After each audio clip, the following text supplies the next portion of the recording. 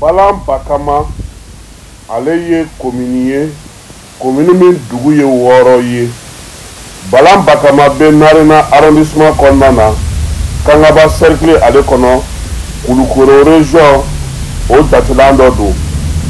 Ye sanubɔyɔrɔ min bɛ yen n'o o ye befɛki ye ale ni merilakaw bɛ baara kɛ ɲɔgɔn fɛ yaasa ka se ka musow dɛmɛ u ka bolomayɛlɛma baaraw la. O de la u ye nin kɛnɛ in sigi ka musow dege safunɛ dilan na u yɛrɛ ka se ka safunɛ dilan u yɛrɛ ye safunɛ min n'u bɛna n'a feere yaasa dugudenw olu ka lafiya sɔrɔ o ko la.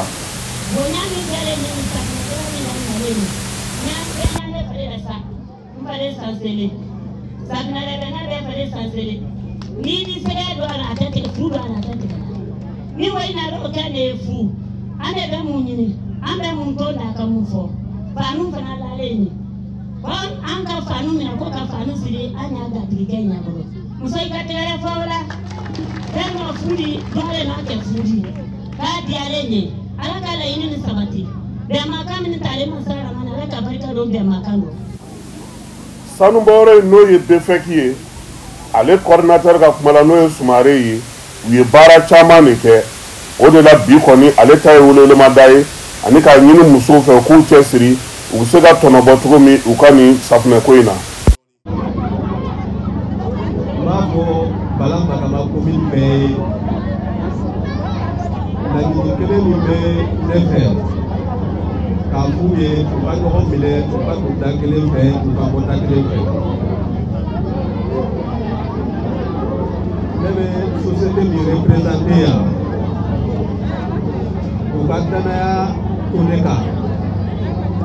Ni ala sɔnna ma u fana seko ye fɛn fɛn ye u ka laɲiniw na n bɛ seko k'o la n bɛ seko damayira k'a la ko ni dɛsɛra min na. Maire y'a yira k'a fɔ safunɛ dilan o tana kun min na ka se ka dɔ ɲɛfɔ an ɲɛna. Namori Keita ale ye Balan Bakama maire ye a bɛ ɲɛfɔli kɛ an ye.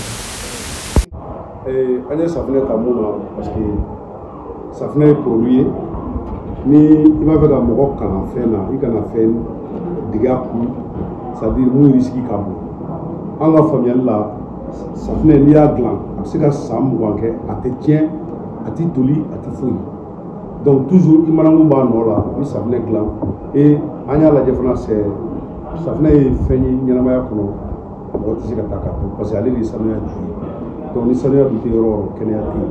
Donc voilà les raisons à y s'appeler.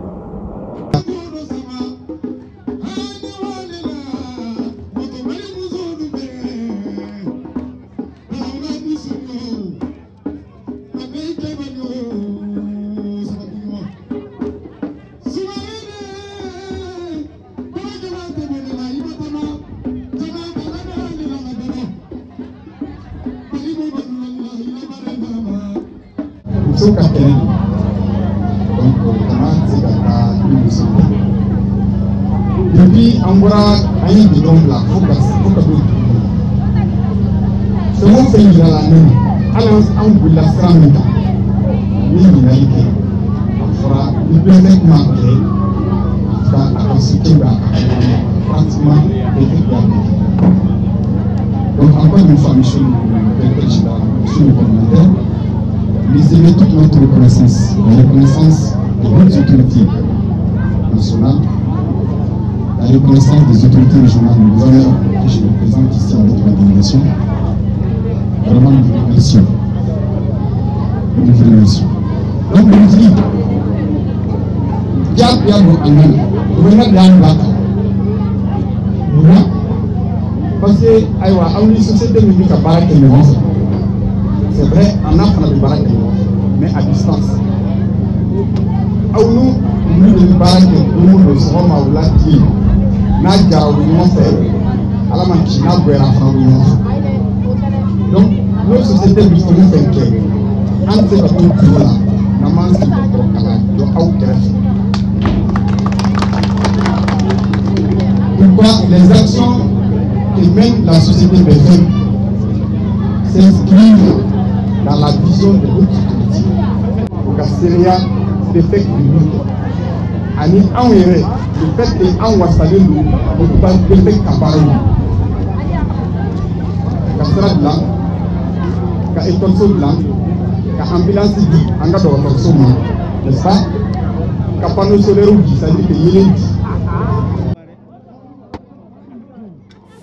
Kulukoro gouverneur ka maa bilalen ka taa kɛnɛ kan n'o y'a ka directeur de cabinet Maman Aydara ye ale ka nin laseli ninnu o ye dan sigi kɛnɛ in na o de kɔfɛ sa diplôme ka sɔrɔ ka di kɛnɛ in ka fana sifin musolaka dɔw fana nana ka na farikolo ɲɛnajɛ ale kɛ Adama Dumbuya n'u b'a fɔ ma ko Gawa Sole ale fana tun bɛ kɛnɛ in kɔnɔna na yaasa ka se ka kɛnɛ ɲɛnamaya kosɛbɛ. Ibrahim an bɛ yan n'o ye Adama Kojugu Dumbuya bɛɛ b'a fɔ ko Gawa Sole Gawa Sole tɛ dɔgɔnin ye an wololen tun dɔ yan ka mɔ tun dɔ yan ka kubaya tun dɔ yan bɛnbɛnjiri ka buma kan mais a ma anw bali tubabuw ka billet ta ka don avion kɔnɔ ka an yɛrɛ kɛ mɔgɔw b'a la. Befeki ale ye baara caman kɛ Balan Bakama commune kɔnɔna na wa a y'a yira fana k'a fɔ a tɛna danni ma musow ka safunɛ dilan o kɛra nisɔndiyaba ye min ye close kɔmakɛlaw bɔra Bamakɔ ka taa kɛnɛ in kan Kasim Traoré ale kun taara Balan Bakamakaw fɛ yen Jani.ml FM ale tɔgɔ la.